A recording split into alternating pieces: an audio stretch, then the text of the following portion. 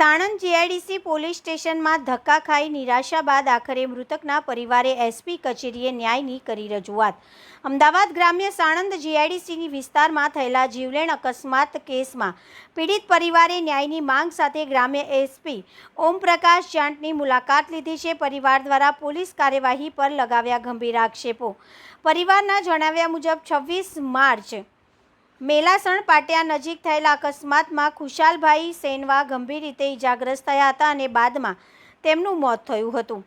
પરિવારનો આક્ષેપ છે કે મૃત્યુ બાદ તેમને સામેવાળા પક્ષ વિરુદ્ધ ફરિયાદ નોંધવાની માંગ કરી હતી, પરંતુ યોગ્ય કાર્યવાહી કરવામાં આવી નથી। સાથે જ અકસ્માતમાં સંડોવાયેલા બાઇક ચાલક સામે કાર્યવાહી કરવાના બદલે મૃતક સામે જ ગુનો નોંધાવ્યો હોવાનો પણ દાવો કરવામાં આવ્યો છે।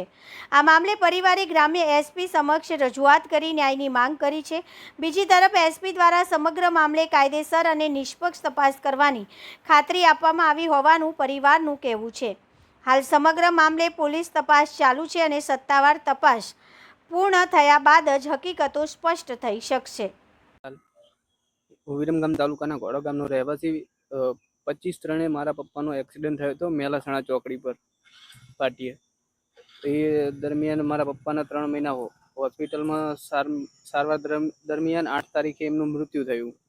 પછી એમને લાશ સ્વીકારતા નહોતા તે પોલીસવાળા પીએ સાહેબ આવી અને અમને ખોટું આશ્વાસન આપ્યું કે તમારી એફઆઈઆર લઈ લઈશું, અને એવું ખોટું આશ્વાસન આપી અને અમને લાશ સ્વીકારાઈ। અમે લાશ સ્વીકારી પછી અમે પોલીસ સ્ટેશન ગયા તો અમારી એફઆઈઆર સ્વીકારી નહીં અને અમને ધક્કા મારીને કાઢી નાખ્યા। અને અત્યારે અમે એસપી ઓફિસે આવ્યા છે। એસપી ઓફિસે અમે રજૂઆત કરી તો અમને સાહેબે એવું કીધું કે તમને ન્યાય મળશે, એવું અમને સાહેબે કીધું, એસપી સાહેબે।